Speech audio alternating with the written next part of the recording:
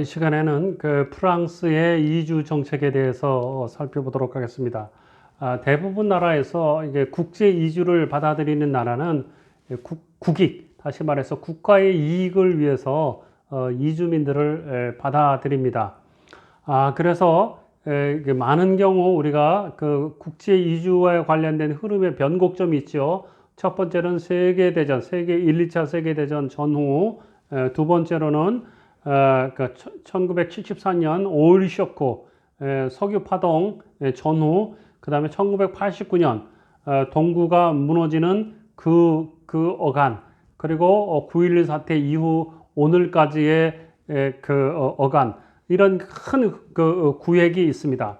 그래서 이 프랑스의 이민 정책도 세계대전 이전을 먼저 살펴보면 나폴레옹 시대 때 어떻게 보면 그 나폴레옹이 세계를 지배하기 위해서 많이 노력을 했는데 결국은 패전하게 되죠. 그러다 보니까 이게 프랑스의 국력이 많이 약화됐어요. 그래서 프랑스가 다시 국력을 강화시켜야 되겠는데 어떻게 보면 전쟁을 통해서 많은 사람들이 죽어갑니다.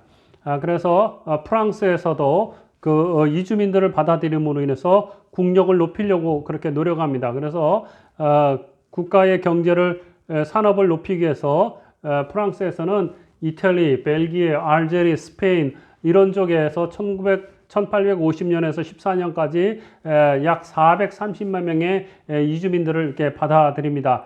영국에서도 마찬가지죠. 비슷한 시기에 산업혁명을 계속해서 발전시키기 위해서 많은 이주민들을 받아들이고 또 유태인들을 받아들이고 북아프리카 사람들을 받아들였던 거와 똑같은 겁니다.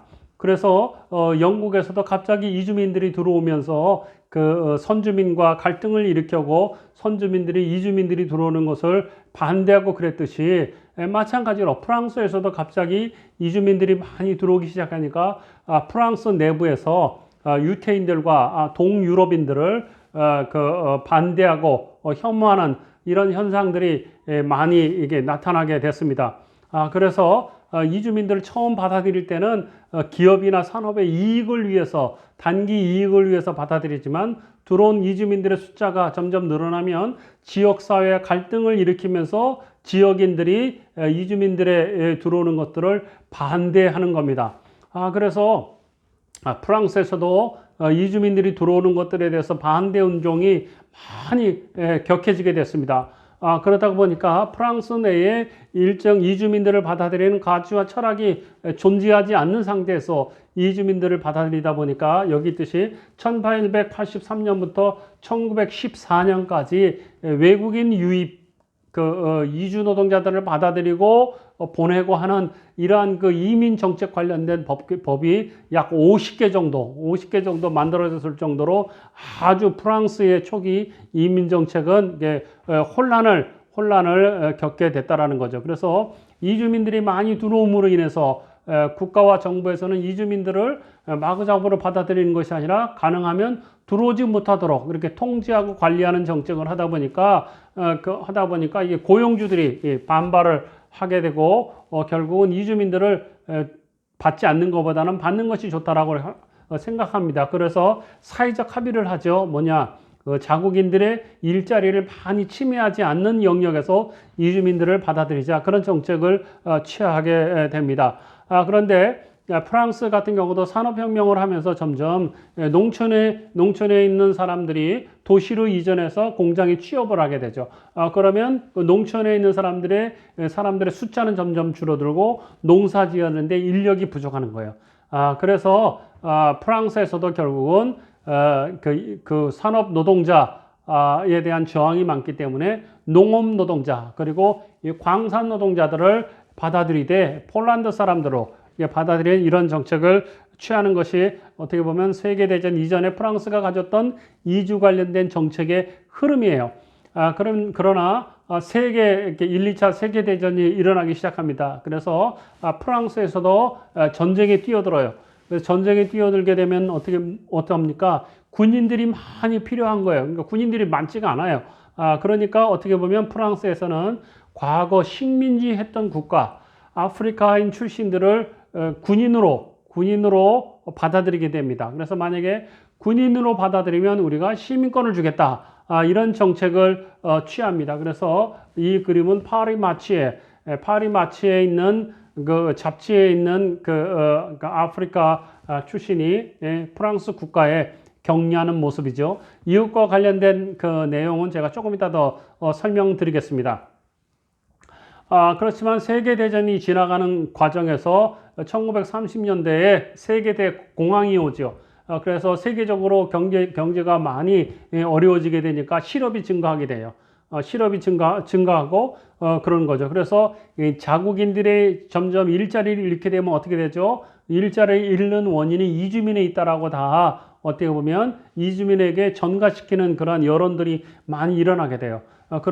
그러니까 이제 프랑스에서도 자국인의 일자리가 점점 내국인들의 일자리가 모자라니까 이주민들을 내보내거나 들어오는 사람들을 규제하는 정책을 합니다.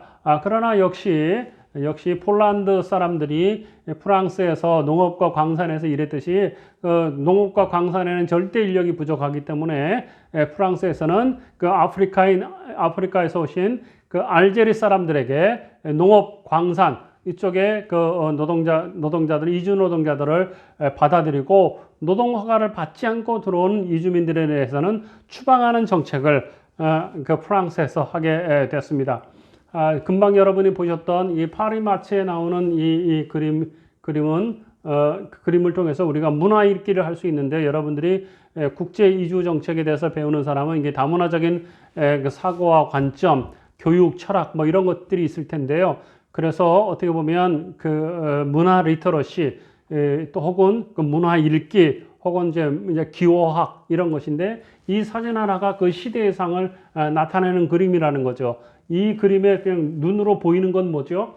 아프리카 흑인 출신이 격려를 하고 있는 거다. 그런데 프랑스 국가에 격려를 하고 있는 그런 충성된 모습이다라는 건데 이것이 1차적인 뜻이라고 하면 2차적인 뜻은 이 그림이 가지고 있는 뜻은 누구나 다 프랑스의 그 어떻게 보면 군인이 될 수 있다.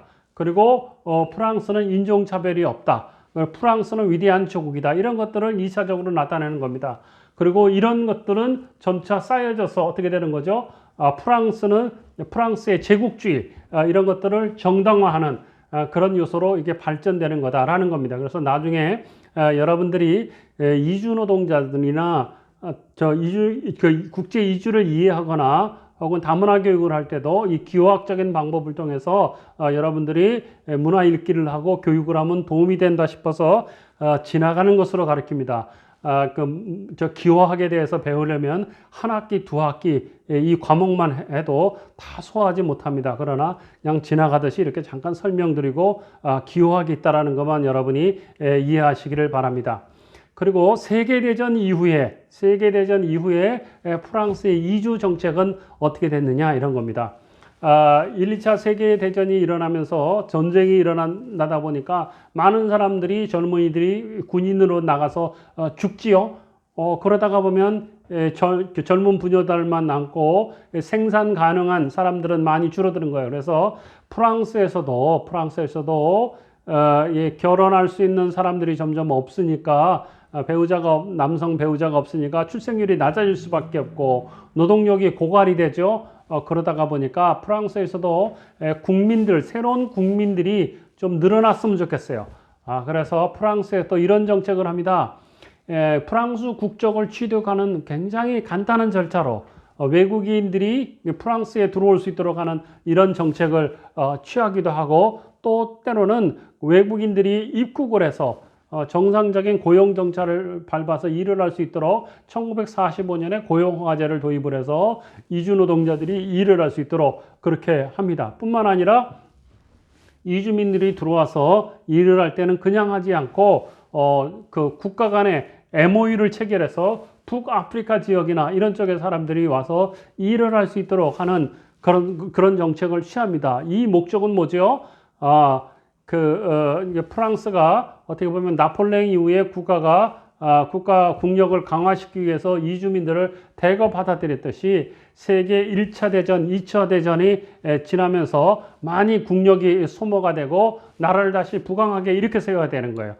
그래서 세계 1차 대전 이후에 사실은 프랑스뿐만 아니라 유럽의 대부분의 국가 또 경제 성장에 있는 국가들이 이주민들을 공통적으로 다 받아들이는 그런 때입니다. 그래서 세계 2차 대전 이후에 세계적인 국제 이주는 굉장히 많이 활발하게 이루어졌다는 것을 여러분들은 이해하시기 바랍니다. 그래서 이주민들을 많이 받아들였던 프랑스가 1970년대 초까지만 하더라도 개방적 그 이주민 정책을 유지해서 약 80만 명의 이주민들이 프랑스에서 있었습니다. 그러나 이주민들이 많이 들어오게 되면 어떻게 된다 그랬죠? 선주민하고 미리 살고 있는 그 내국인하고 이주민들은 갈등을 문화적 차이나 인종적 갈등 이런 갈등이 많이 일어난다 그랬어요. 마찬가지로 프랑스에서도 이주민들이 많이 들어오면서 터키, 아프리카 흑인 이런 외국인들에 대해서 프랑스 내부에서도 외국인 혐오증이 계속 발생되는 겁니다. 그리고 아프리카에 이미 프랑스에 들어와 있지만 그 집시와 같은 이런 부류의 사람들은 이미 프랑스의 시민권자이지만은 프랑스인들하고 합치지 않고 격리된 생활을 하고 자기만의 생활을 하는 거죠. 그래서 이런 부분에 있어서 굉장히 어떻게 보면 사회적 갈등이 일어나게 됐다. 그래서 점점점 프랑스에서는 그 이주 노동자들이 들어왔을 때 체류 허가도 받고 이주 노동자도 하는데 대신 뭐예요? 이민자가 아닌 이주 노동자에 대해서 관리하고 통제하는 그런 정책을 1972년 들어가면서 프랑스가 이런 정책을 취하게 됩니다. 특별히 중요한 그 국제 이주 정책의 그 변곡점 중에 하나가 오일 파동, 석유 파동, 오일 쇼크라고 그랬죠. 1973년 이제 오일 쇼크가 일어났는데 다시 말해서 중동 지역에서 석유를 생산하는데 석유를 아주 저가에 그냥 바구자비로 개발해서 이렇게 파는 것이 아니라 이제는 석유를 갖다가 어떻게 보면 계획적으로 석유 생산량을 조정하고 그다음에 석유값을 올리는 거죠. 석유값을 올리다가 보니까 세계 경제가 굉장히 어려워지는 거예요. 과거에는 내가 석유를 한 통 사는데 예를 들면 10,000원 주고 샀어요. 그런데 그 중동 지역에서 석유값을 올리면서 내가 석유 한 통을 사는데 예를 들면 10만 원을 줬다. 그러면 내가 똑같은 기업 활동을 해서 얻는 이익이 9만 원은 내가 줄어드는 거예요. 그만큼 수익이 줄어드는 거예요. 그래서 갑작스럽게 중동 지역에서 이게 석유값을 올리고 이렇게 하다 보니까 세계의 기업들이 굉장히 어려움을 겪게 돼요. 세계 기업들이 어려움을 겪게 되면서 어떻게 되면 공장이 문을 닫게 되고 또 그러다 보니까 실업자들이 늘어나기 시작합니다. 그리고 강대 국가에서는 점차 이런 생각을 하는 거예요. 내가 자본은 있지만 공장을 지어서 노동자들을 고용해서 물건을 생산해서 물건을 팔아서 이윤을 창출하고 그렇게 하려고 했더니 이건 안 되겠다. 그런 이제 기업을 운영하는 자체가 많이 어려워진 거예요.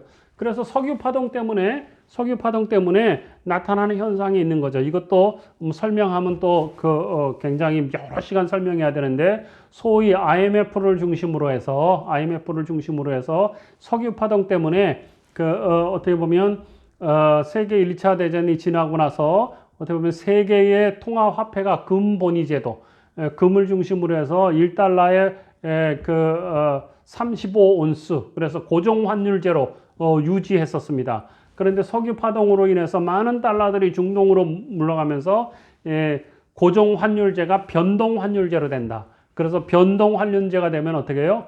돈이 돈을 버는 그런 시대가 되는 겁니다. 다시 말해서 석유 파동으로 인해서 큰 자본주의의 큰 변화가 오는데 이전에는 이익을 창출하려면 산업자본, 공장을 지어서 이윤을 창출해야 됐지만 이 석유 파동 이후로 고정환율제가 변동환율제가 되면서 금융산업이 발전하게 되고 돈을 투자해서 돈만 투자해서도 얼마든지 이익을 창출하고 환율로 인해서 이익을 창출하는 금융자본주의가 발달하게 됐습니다. 이것과 관련해서는 제가 별도로 설명드리지 않고 여러분은 그런 정도만 이해하시기 바랍니다.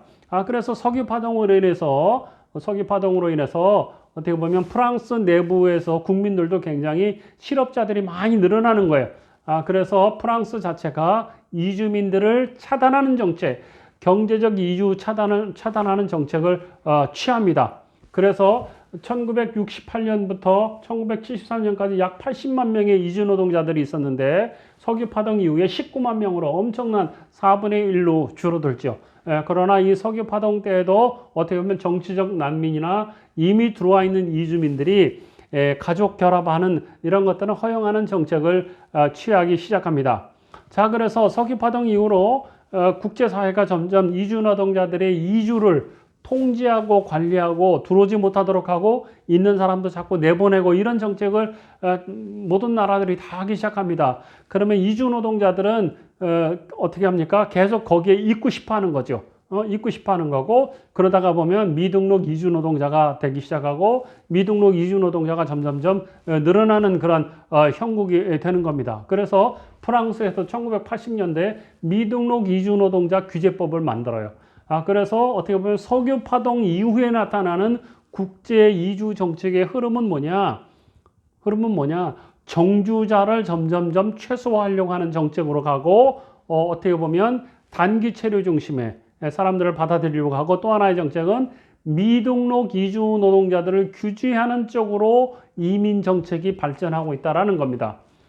특별히 프랑스에서는 1993년에 바스과법을 만들어서 이주를 더 이상 받아들이지 않은 이주 제로 정책을 하는 거예요. 그리고 이주 제로 정책은 단순하게 이주 노동자만 이렇게 통제하는 것이 아니라 영국에서 마찬가지로 국제 결혼을 통해서 시민권을 얻으려고 하는 사람들도 굉장히 제한 조치를 한다. 그래서 결혼 이민자도 국적을 바로 얻지 못하도록 2년간 유예 조치를 하고 입국 심사를 강화하고 가족 결합도 굉장히 엄격하게 합니다. 사실은 한국에서도 마찬가지예요. 1990년대 말이나 2000년대 초까지만 하더라도 한국에서도 국제 결혼을 하면 국적 시험 이렇게 본다든지 그런 거 없이 국적을 바로 주고 막 그랬어요. 그런데 2004년 이후 지나면서 국적을 취득하거나 이런 데 있어서 많은 그 유예 조치를 지금 하고 있죠. 그리고 지금 같은 경우는 국적 취득하기 전에 뭐래요? 지금은 영주권을 먼저 딴 다음에 국적을 취득할 수 있도록 어떻게 보면 국민이 되는 이 절차 과정을 굉장히 복잡하게 이렇게 만드는 거죠. 그래서 절차 과정이 복잡하다는 건 뭐예요? 이주와 이민을 관리, 통제하는 이러한 기법들이 다양해지고 있다는 겁니다. 그래서 파스카법에 의해서 그 결혼 이민자뿐만 아니라 들어와 있는 유학생들이 취업하는 것도 굉장히 통제하기 시작했고, 오히려 거꾸로 그 이주민들을 추방하는 정책, 그리고 망명자들도 난민도 들어왔을 때 그것을 그 난민 인용을 안 했을 때의 항소권 이런 것들도 박탈하고 이런 경우가 생기는 겁니다. 그러면서 1990년대 이후에 들어서 프랑스에서 이주민들이 프랑스 정부를 향해서 그리고 프랑스 사회를 향해서 이게 저항하고 불평 불만을 나타내는 그런 요인들이 많이 늘어나기 시작했다라는 겁니다. 그래서 최근 들어서 프랑스의 이주 정책은 어떤 것이 있느냐 살펴보면 1998년도에 그 신이민법이 만들어졌습니다. 그래서 프랑스에서는 그 프랑스 이주 정책을 총괄하는 쪽은 내무부에서 주로 많이 합니다. 한국은 어디라 그랬죠? 주로 주관 부서가 법무부입니다. 결혼 이민자는 여성가족부에서 이렇게 하죠. 그래서 그 프랑스에서도 1990년대 이후, 2000년대 이후에 단기 노동자, 단기 체류 이런 그 노동자들보다는 어떻게 보면 선택적 전문 인력을 많이 받아들이기 시작합니다. 그래서 영국도 마찬가지지만 이게 그린 카드제를 도용해서 전문가들을 받아들이는 이런 정책을 많이 취하고 있고, 어떻게 보면 미국의 그 이민 정책에서 배우겠지만 2001년도에 9.11 테러 이후에 그 이민 정책에 있어서 안보 문제, 치안 문제, 테러 문제 이런 것이 이민 정책의 내용에 많이 포함되고 있다라는 겁니다. 그래서 영국과 마찬가지로 프랑스에서도 점점 외국인들이 국적 취득을 가는 것을 좀 어렵고 까다롭게 이렇게 만들고 또 미등록 이주 노동자를 통제하는 것을 강화시킵니다. 그리고 사회 갈등을 최소화하기 위해서 이게 시민 통합, 사회 통합하는 이런 것이 있습니다. 그래서 2003년도에 미등록 통제를 하고 이주민들에 대해서 이렇게 지문을 전산하고 새로 들어오는 이주민들이 이 사회 통합, 시민 통합 계약에 서명하도록 이렇게 만듭니다. 뿐만 아니라 2007년도에는 그 오르페 이민법을 만들어서 이미 들어와 있는 이주민들이 가족 결합을 할 수 있도록 유럽에서는 이주 노동자들이 가족 결합을 할 수 있도록 이렇게 그렇다 그랬죠. 한국에서는 아직 그런 게 없습니다. 그러나 프랑스에서도 이미 들어와 있는 이주 노동자들이 가족과 결합하는 그 요건들을 굉장히 강하게 하고 어렵게 까다롭게 만들고 있습니다. 그래서 가족 재결합을 굉장히 통제하고 있다는 겁니다. 뿐만 아니라 프랑스에서 북아프리카를 중심으로 해서 흑인들이 많이 들어와 있고 또 흑인들이 어떻게 보면 영국이나 프랑스나 이런 백인 국가가 기독교인인데 이 국가들이 식민지하는 과정에서 자신들이 가지고 있던 그 아픔이나 상처가 있습니다. 그래서 기독교와 대척점에 있는 이슬람교를 가진 사람들이 아프리카 사람들 중에 많이 있습니다. 그래서 이 사람들이 프랑스에서 와서 살면서 어떻게 보면 이슬람 사람들로 많이 지내는 거예요. 그래서 기독교인 프랑스인들이 이주해온 이민자들 중에 그 이슬람 사람들과 자꾸 사회적 갈등을 많이 일으키는 거예요. 그래서 프랑스에서는 이게 종교 조사를 많이 하게 되고 유전자 검사도 하고 하는 이러한 게 통제 관리하는 법들이 프랑스에서 점점점 늘어나게 됐다라는 겁니다. 이제 이런 과정을 통해서 어떻게 보면 그러면 이주 노동자들은 어떤 과정을 통해서 프랑스에서 일하게 되느냐? 프랑스에서는 고용 허가제와 체류 허가제를 결합한 그 체류 허가제 방식으로 이렇게 일을 합니다. 그래서 어떻게 보면 3개월 이상 비자를 가지고 프랑스에서 일하는 EU 회원국가 아닌 사람이 일을 할 수 있는 권리는 체류 허가제를 통해서 일을 하게 된다 이런 겁니다. 그래서 임시적으로 일하는 사람과 또 장기적으로 일하는 사람들이 몇 가지가 있는데 우선은 임시 체류허가는 대부분 1년 이하인 거예요. 그래서 임시 CST인데 특정 직종 및 거주지를 제한하는 거예요. 직업 선택도 굉장히 제한하고 거주 지역도 제한합니다. 그리고 또 임시 체류 허가로서 일할 수 있는 자격을 가진 사람은 연고자 증명, 또 뭐 합법 체류 배우자 및 미성년 자녀가 있어야 되고, 뭐 프랑스에서 10년 이상 이주민이어야 되고, 뭐 이런 여러 까다로운 조건이 된 거예요. 다시 말해서 임시 체류 허가를 많이 안 준다.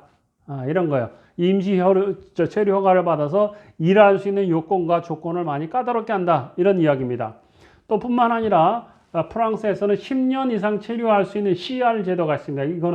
이거는 그 영구 체류 허가가 됩니다. 그래서 이런 사람들은 뭐 직종도 선택의 자유가 있고 거주 이전의 자유도 있고 다 그렇습니다. 그런데 다만 이런 자격을 가진 사람들은 어떻게 해요? 21세 미만의 중도 입국자죠. 결혼 이민자, 국적자의 부모 뭐 이런 거죠. 자, 이 얘기는 뭐예요? 결혼 이민자와 관련된 이런 쪽에는 영구 체류를 할 수 있도록 하고 어떻게 보면 10년 이상 체류를 한다라는 거예요. 그러나 그러지 않는 사람들에 대해서는 굉장히 제한적이다라는 겁니다. 그래서 일반 단순 노동을 하거나 이런 사람들이 영국에서 그냥 일하는 것은 굉장히 까다롭게 하고 대부분 결혼 이민자와 관련된 이런 것은 그나마 조금 체류가 높다라는 거죠. 그래서 한국도 마찬가지죠. 한국도 어떻게 보면 국내에 들어와 있는 결혼 이민자들이 가족들을 초청하고 또 그분들이 여기서 일을 할 수 있는 길을 열어주고 하는 것들도 한국에서 앞으로의 이민 정책에서의 과제라고 생각합니다. 그리고 또 하나는 임시적으로 들어와 있는 이주민들 중에 APT라고 해서 전문 인력을 가진 사람을 고용하는 이러한 제도도 있습니다. 그래서 이 사람들은 약 9개월 동안 일하고 한 번 더 연장할 수 있습니다. 그리고 방문자나 유학생도 전문 인력으로 이렇게 일을 할 수 있습니다. 그래서 어느 나라나 전문 인력이 됐던 단순 인력이 됐던 국내 노동자들에게 실업에게 영향을 미칠 때는 관리 통제 대상이 된다, 이런 겁니다. 그래서 이게 전문 인력뿐만 아니라 조금 더 고급 기술을 가진 사람들에 대해서는 슈베누몽법이라는 것이 있어서 이거는 과학자, 예술가, IT 전문가 이런 겁니다. 그래서 이런 사람들이 계속해서 전문 고급 기술을 가지고 프랑스 사회에 공헌할 수 있도록 이렇게 해야 된다라는 그런 정책을 가지고 있다는 것을 여러분에게 말씀드립니다. 그리고 프랑스에서도 역시 1980년대, 70년대부터 80년대까지 이르러서 미등록 이주 노동자가 계속해서 늘어나기 때문에 이 미등록 이주 노동자들을 합법화의 테두리에 하기 위해서 1981년 이후에 10년에 한 번꼴로 해서 미등록 이주 노동자들을 합법화해줬다.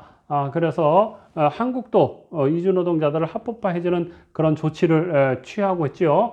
바로 이제 이런 비슷한 영역입니다. 그럼에도 불구하고 이주민들이 들어옴으로 인해서 이게 선주민과 이주민들이 자꾸 이렇게 사회적 갈등이 일어나는 거예요.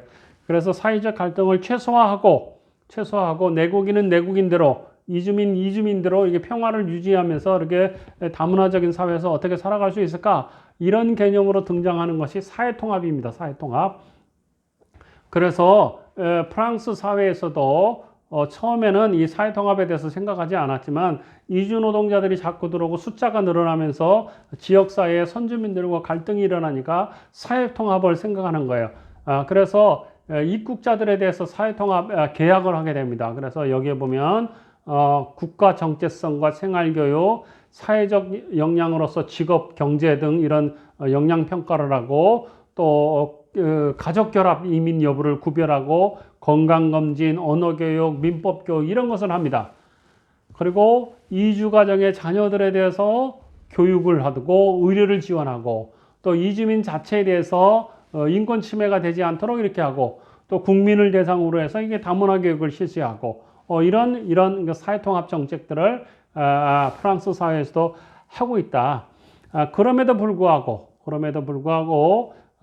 어떻게 보면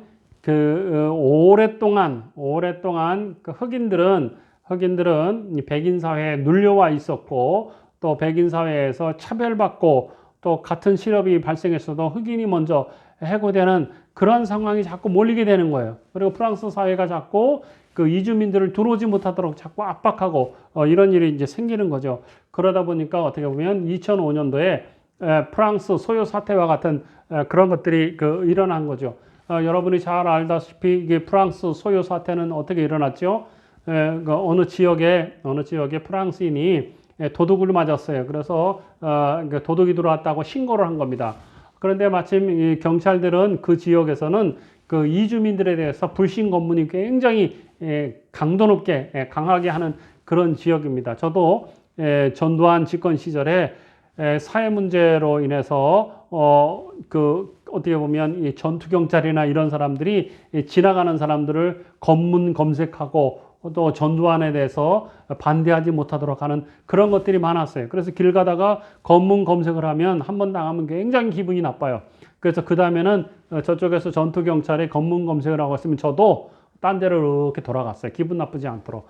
자, 여기 마찬가지예요. 프랑스에서도 이민자들에 대해서 검문 검색이 강하니까 어떻게 보면 17살 먹은 두 아이가 검문 검색하는 장면을 본 거예요.